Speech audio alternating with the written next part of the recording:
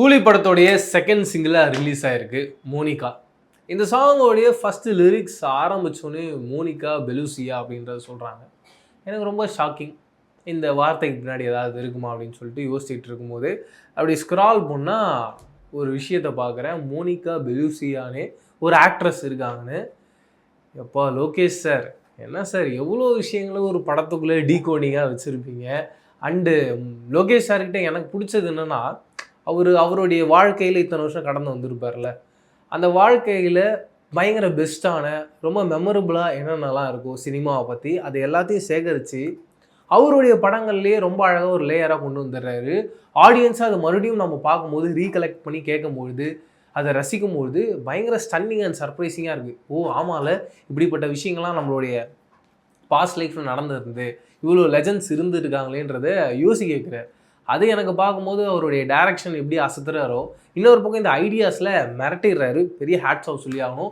அப்படி தான் இந்த மோனிகா பெலூசியாவும் அவருடைய சின்ன வயசில் ரொம்ப ஃபேவரட்டான ஒரு ஆக்ட்ரஸாக இருந்திருப்பாங்கன்னு நினைக்கிறேன்.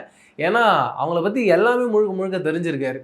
முக்கியமாக எதை நான் சொல்கிறேன் அப்படின்னா, அவங்க அவங்களுடைய அந்த இன்ஸ்டாகிராம் பக்கத்துக்குள்ளே நான் போய் பார்த்தேன். நிறைய அவங்களுடைய ட்ரெஸ் அப்படின்னு பார்த்தீங்கன்னா ரெட் அண்ட் பிளாக் தான் இருக்குது. அப்போ டார்கெட் பண்ணுறாரு, இந்த சாங்கில் பூஜா ஆக்டே ஆட போகிறாங்க, அவங்களுடைய காஸ்டியூம் ரெட்டாக தான் இருக்கும். இந்த அளவுக்கு டீட்டெயிலாக ஒரு டேரக்டராக பண்ணுறாருன்னு பார்க்கும்போது அசத்திட்டார் அப்படின்னு தான் சொல்ல வருது. அண்ட் மறுபடியும் மோனிகா பெலூசியா யார் அப்படின்னு பார்த்தீங்கன்னா, இட்டாலியில் ஒரு விவசாய குடும்பத்தில் பிறகுறாங்க. அதுக்கப்புறம் மாடலிங் பண்ணுறாங்க, அதுக்கப்புறம் ஆக்ட்ரஸ் ஆகுறாங்க.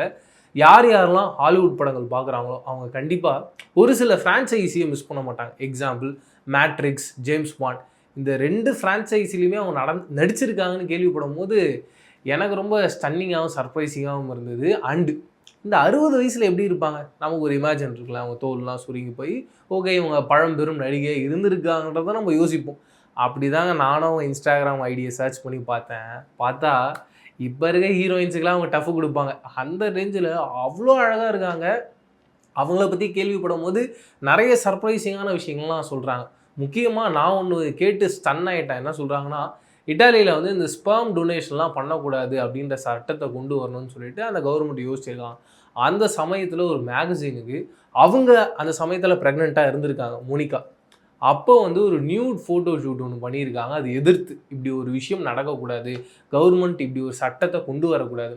அப்போ பாருங்கள், அவங்க வெறும் ஒரு ஆக்ட்ரஸாகவும் ஒரு மாடலிங் பண்ணுற ஒரு பொண்ணாகவும் மட்டும் இல்லாமல் ரொம்ப போல்டாக ரொம்ப ஸ்ட்ராங்கான ஒரு உமனாகவும் இந்த சொசைட்டியில் இருந்துக்கிட்டு இருக்காங்கன்றத ரொம்ப அழகாக அந்த ஃபோட்டோ ஷூட்டில் காட்டிட்டாங்கன்றது தோணுது. அண்ட் அந்த இட்டாலியில் இருக்க நிறைய ரைட்டர்ஸ் அவங்கள பற்றி என்ன சொல்கிறாங்கன்னா, அவங்க கிட்ட இருக்க அந்த அழகு, அந்த வடிவம் அப்படின்றது ஓவராலாக இட்டாலியில் இருக்க மொத்த அழகே அவங்ககிட்ட கொடுத்தா மாதிரி இருக்குது அப்படின்றத சொல்லியிருக்காங்க.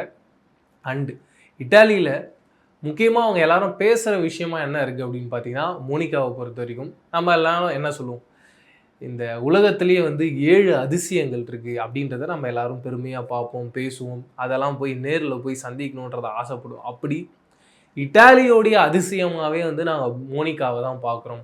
மொத்த அழகுமே அவங்கக்கிட்ட தான் இருக்குது அப்படின்றத சொல்லியிருக்காங்க. அப்படி அவங்க நாட்டினரும் சரி, மற்ற யார் யாரெல்லாம் மோனிகா அவர்களை பார்க்குறாங்களோ சரி, எல்லாருமே அவங்களுடைய அழகை பாராட்டாமல் இருந்ததே கிடையாது. அப்படிப்பட்ட ஒரு மோனிகா ஒரு கேரக்டராக எடுத்துகிட்டு இந்த படத்துக்குள்ளே ப்ளேஸ் பண்ணியிருக்காரு நம்மளுடைய டைரக்டர் லோகேஷ் கனகராஜ். அந்த கேரக்டருக்கு விஷ்ணு எடவன் ஒரு டைரக்டராகவும் ஒரு ரைட்டராகவும் ரொம்ப அழகாக லிரிக்ஸ் எழுதுறாரு. முக்கியமாக அந்த ஓப்பனிங்கில் என்ன சொல்கிறாருன்னா, அந்த மோனிகான்றவங்க உள்ளே இறங்கிட்டாங்கனாலே அங்கே சுனாமி தான் அப்படின்றத சொல்கிறார். அண்ட் நடுவில் நம்மளுடைய ரேப்பர் அசல் கோலாரோட ரேப்பு, எப்பா என்னப்பா சும்மா இருக்கீங்க ஊதுங்கப்பான்னு முடிச்சுட்டு கொஞ்ச நேரம் அந்த மியூசிக் முடிஞ்சதுக்கு அப்புறமா அவருடைய ரேப் வருது.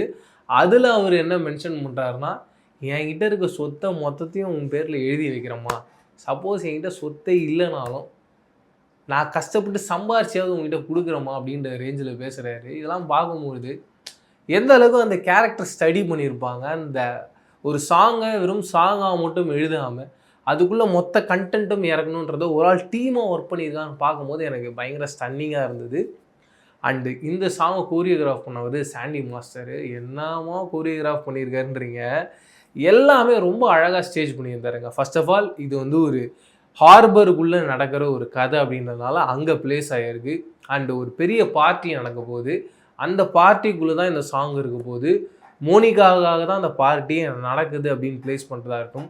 ஷோபின் ஒரு ப்ரொடியூசராக பார்த்துருக்கோம், ஒரு ஆக்டராக பார்த்துருக்கோம். இப்போ தமிழ் சினிமாவில் ரொம்ப முக்கியமான கேரக்டரில் கூலியில் நடிக்கிறான்றது தெரிஞ்சிச்சு. அந்த ஓவரால் ஹார்பரை அவருடைய கண்ட்ரோலில் வச்சுருக்காரு. அவருக்கு மேலே நிறைய பேர் இருக்காங்க. எக்ஸாம்பிள் நாகார்ஜுனா சார் இருக்கார், அதுக்கு மேலே வந்து அமீர் கான் சார் இருக்காருன்னு ஒரு லேயர்ஸை அந்த ஃபர்ஸ்ட் லுக் போஸ்டரில் நமக்கு புரிய வச்சிட்டார் லோகேஷ் கனகராஜ் அவர்கள்.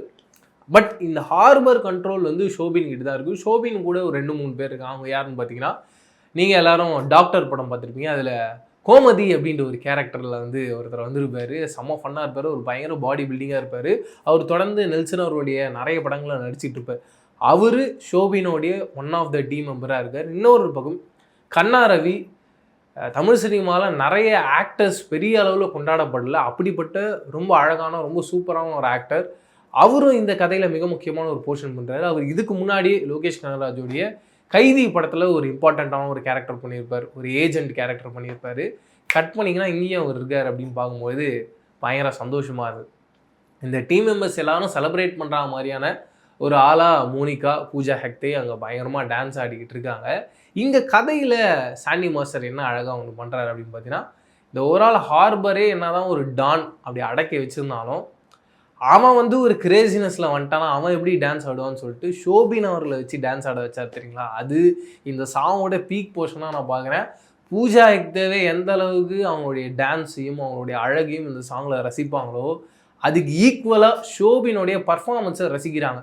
ஒரு கிரேசினஸ் இருக்குது, ஒரு மேட்னஸ் இருக்குது. ஒரு ஸ்டிஃபான ஒரு ஆள் ஒரு டான்ஸ் ஆனால் என்ன மாதிரியான ஒரு மூமெண்ட் இருக்குமோ அதை எப்படி ஆடியன்ஸ் ரசிப்பாங்களோ அந்த ஒரு மூமெண்ட்டை சாண்டி மாஸ்டர் அதில் க்ரியேட் பண்ணியிருந்தார். அண்டு எனக்கு தெரிஞ்சு ஒரு 200க்கும் மேற்பட்ட ஒரு பேக்ரவுண்ட் டான்ஸஸ் இந்த சாங்கில் இடம்பெற்றிருக்காங்க. அவங்கள கொஞ்சமும் வேஸ்ட் பண்ணாமல் நிறைய இடங்கள டிஃப்ரெண்ட் டைப்பாக அவங்கள ப்ளேஸ் பண்ணி இந்த சாங்கை அடுத்த லெவலுக்கு கொண்டு போய் வச்சுருந்தார். இது எல்லாருமே இவங்க எல்லாரும் பண்ணிட்டாங்க. அனிருத்தோடைய மியூசிக்கில் இந்த சாங் பயங்கரமாக இருக்குது. அண்டு எப்பயுமே ஒரு சாங் வருதுன்னா அந்த சாங்கில் விமர்சனமும் இருக்கும். இந்த சாங் கேட்டதுக்கப்புறமா தேவாரால படத்தில் ஒரு சாங் வந்து படத்தில் இடம் பெறாமல் இருந்தது, அதுக்கப்புறம் அதை வச்சுட்டாங்க.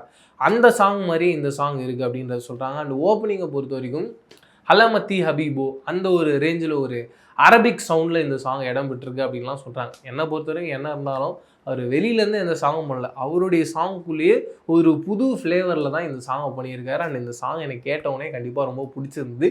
இந்த சாங்கை யாரெல்லாம் கேட்குறாங்களோ அந்த மோனிகா சாங்கை ரிப்பீட்டில் கேட்பாங்கன்ற டவுட்டே இல்லை. அப்படி ஒரு எனர்ஜி அந்த ஒரு சாங்கில் இருந்து. இதெல்லாம் ஒரு பக்கம் நம்ம வச்சுருவோம். இன்னொரு பக்கம் லோகேஷ் கனகராஜ் அவர் எப்பயுமே ஒரு சாங் வைக்கிறாருன்னா அதில் ஒரு சஸ்பென்ஸ் வச்சுருப்பார்ல. இந்த சாங்கில் அந்த லிரிக்கல் வீடியோ ஒரு ஆள் பார்த்ததுக்கப்புறமா சூப்பர் ஸ்டார் ரஜினி சாருடைய ஃபேன்ஸ் எல்லாரும் என்னப்பா தலைவர் ஒரு ஃபோட்டோவில் கூட காட்டலையப்பான்னு சொல்லிட்டு இருந்தாங்க. நிறைய கமெண்ட்ஸ்லாமும் அந்த ஒரு யூடியூப் வீடியோ கீழே நான் பார்த்தேன். அங்கே தான் லோகேஷ் கனகராஜ் ட்விஸ்ட் வச்சுருக்காரு. ஒரு கை மட்டும் வருது, அதில் ஒரு பம்மனை சுற்றிக்கிட்டு இருக்கு, நீங்கள் பார்ப்பீங்கன்னு நினைக்கிறேன். அந்த கையே சூப்பர் ஸ்டார் ரஜினி அவர்கள் தான். அண்ட் அவர் கண்டிப்பாக இந்த சாங்கில் ஒரு சின்ன பீட்டுக்கு வர போகிறாரு. ஏன்னா இந்த சாங்கை நீங்கள் கரெக்டாக உன்னிப்பாக கவனித்து கேட்டிங்கன்னா ஒரு சவுண்ட் ஒன்று வருது, லகலகலகலகன். உங்கள் எல்லாருக்கும் தெரியும், சந்திரமுகி யாரும் மிஸ் பண்ணியிருக்க மாட்டோம். அப்படிப்பட்ட ஒரு ரஜினி சாரை இந்த படத்தில் மீண்டும் லோகேஷ் கனகராஜ் கொண்டு வந்து நம்ம கண் முன்னாடி நிறுத்த போகிறான்னு யோசிக்கும் போதே பயங்கர பிரமிப்பாக இருக்குது. நான் வெயிட் பண்ணிகிட்டு இருக்கேன் அந்த மோனிகா போர்ஷனில் ரஜினி சார் வர்ற அந்த ஒரு மூமெண்ட் எப்படி இருக்க போகுதுன்னு சொல்லிட்டு. அண்ட் நீங்கள் அந்த ஓவரால் ஹார்பர் போர்ஷன் எல்லா இடத்துலையும் நீங்கள் பார்த்தீங்கன்னா தொடர்ந்து கண்டெய்னர்ஸில் கிங் பின் அப்படின்ற பேரை வந்து ரெஜிஸ்டர் பண்ணிட்டே இருக்காங்க. அதில் நமக்கு புரிய வருது இந்த கிங் பின்ன்ற கண்டெய்னரில் தான் ஏதோ ஒன்று கடத்துகிறாங்க. அது எக்ஸாம்பிள் கோல்டாக இருக்கலாம். ஏன்னா தொடர்ந்து இந்த படம் ஆரம்பிச்சிருந்து அந்த கோல்டு கலரை ரெஜிஸ்டர் பண்ணிகிட்டே இருக்காங்க. இன்னொரு பக்கம் நிறைய வாட்சஸ் இருக்குது. ஒருவேளை மிக விலை உயர்ந்த வாட்சஸை கடத்துகிறாங்களா அப்படின்றது நமக்கு தெரியல.